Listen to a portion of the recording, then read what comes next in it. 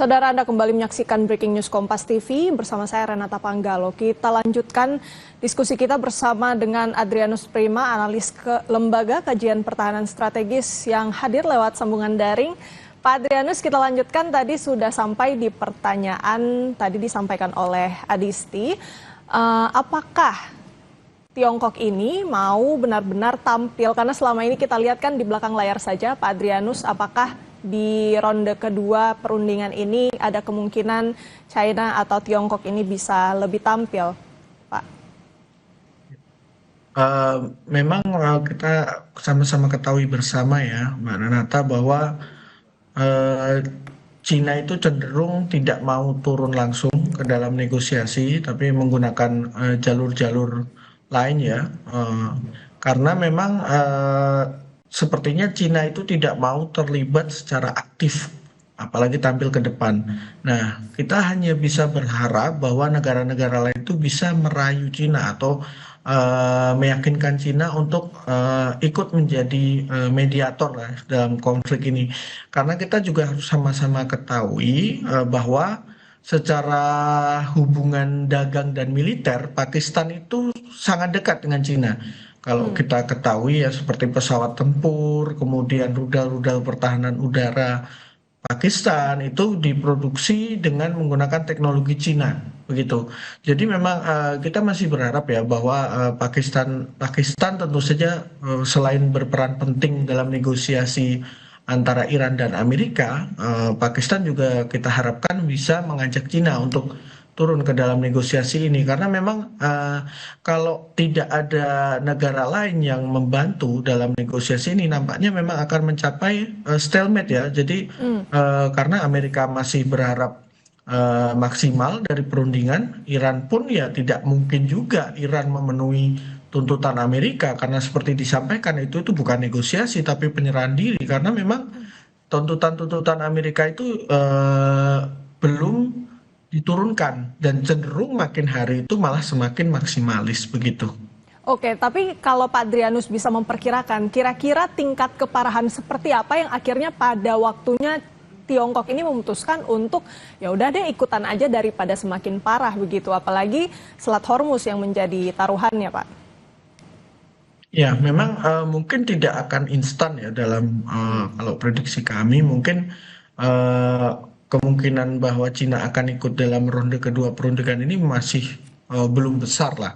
Karena kita harus sama-sama ketahui juga saat ini masih banyak kapal-kapal tanker yang ditengarai membawa minyak Iran ya, yang masih berada di sekitar Asia Tenggara maupun perjalanan menuju ke Asia Tenggara, ke Laut Cina Selatan. Bahwa kita juga sama-sama ketahui ya, kalau selama ini biasanya pertukaran minyak Iran ke kapal tanker Cina itu terjadi di sekitar Laut Cina Selatan, begitu kan, di lepas pantai Malaysia, gitu kan, itu kan sering terjadi. Nah, saat ini posisinya itu masih cukup banyak lah. Jadi secara suplai energi Cina itu mungkin masih bisa untuk 1 sampai 2 minggu ke depan itu masih cukup aman lah. Jadi mungkin mereka masih wait and see atau menunggu apakah dalam 1-2 minggu ini akan dapat terjadi negosiasi dan juga mencapai titik tengah. Nah, kalau hal ini tidak terjadi lagi, maka selanjutnya bisa jadi China akan mengambil peran aktif karena dari sisi suplai energi mereka akan mulai terganggu, begitu. Apalagi kita sama-sama ini juga ya, bahwa dengan yang dilakukan oleh Angkatan Laut Amerika, dia mencegat kapal yang berada di bawah yurisdiksi US PACOM atau US Pacific Command, itu kan menjadi presiden baru. Karena selama ini memang kita tahu bahwa Amerika memiliki banyak sanksi, salah satunya terkait dengan minyak Iran. Tetapi selama ini sanksi-sanksi itu tidak dengan tegas atau dengan ketat diterapkan seperti yang dilakukan akhir-akhir ini. Sudah menjadi tren baru gitu kan.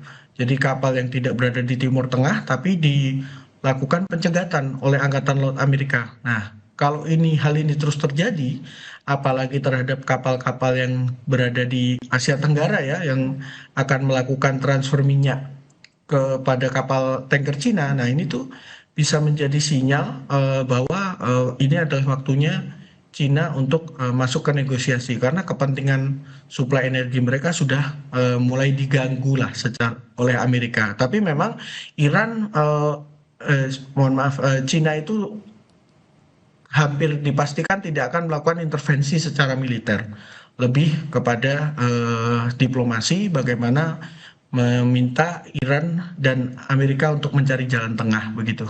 Mhm.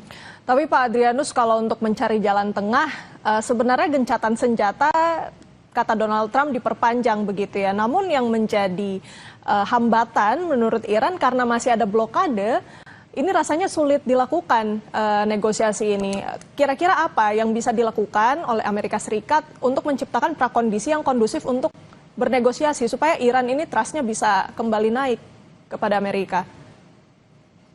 Nah, ini memang menjadi poin yang cukup berat ya kalau menurut kami karena dari awal itu memang bukan hanya saat ini ya, sebelum-sebelumnya pun Amerika itu tidak menunjukkan keinginan untuk bernegosiasi with a good faith gitu kan. Selama ini bahkan kita kan tahu juga bahwa perang ini ya meskipun tidak dideklarasikan sebagai perang ya oleh pemerintah Amerika ya, bahwa konflik ini itu terjadi di tengah-tengah negosiasi yang brokeri oleh Oman. Jadi semua orang kan tercengang ya karena sedang terjadi negosiasi yang cukup serius di Oman untuk mengakhiri ketegangan gitu kan. Tapi tiba-tiba Amerika dan Israel melakukan serangan dan membunuh pemimpin tertinggi Iran di situ kan. Nah, di sini eh, kita sebenarnya juga cukup sulit kalau kita berharap Amerika mau melonggarkan,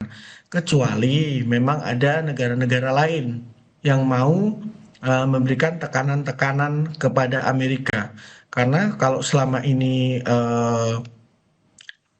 pain tolerance atau toleransi rasa sakit yang diuji sebelumnya itu hanya negara-negara teluk, sekarang ini kan yang diuji seluruh dunia ini. Nah, bagaimana dunia ini bisa menyampaikan lah kepada Amerika, ayolah kita hentikan segera perang ini. Eh, tapi di sisi lain memang Amerika juga Presiden Trump pasti tidak akan mau menerima posisi yang seolah-olah kalah ya karena memang dia juga meskipun secara umum publik Amerika tidak setuju dengan perang, tapi kita harus ingat bahwa pemilu sela ini bisa menjadi poin penting juga gitu kan dalam menentukan kapan berakhirnya konflik ini. Apalagi si Trump kan senang banget nih mengklaim menghentikan perang. Padahal dia hanya menyatakan gencatan senjata, tapi dia bilang menghentikan perang. Tapi kenyataannya sebenarnya kan kita sedang menghadapi api dalam sekam gitu kan. Ya seperti tadi disampaikan bahwa ini tuh gencatan senjata, tapi blokade ini kan sebenarnya malah membuat menjadi bom waktu gitu. Karena yang merasakan itu bukan hanya Iran, bukan hanya negara teluk, tapi seluruh dunia itu sekarang merasakan efeknya begitu. Mhm. Pak Adrianus, yang saya garis bawahi tadi terkait dengan Amerika Serikat ya, yang tidak datang dengan good faith gitu dalam meja perundingan. Ya, Kemudian betul. juga meskipun kita melihat Trump mengatakan gencatan senjata ini diperpanjang, namun menurut Iran sepertinya masih sangat trust issue yang kalau dilihat dari presiden sebelumnya ini sepertinya hanya taktik untuk mengulur waktu dan ditakutkan akan ada serangan lagi gitu yang lebih masif.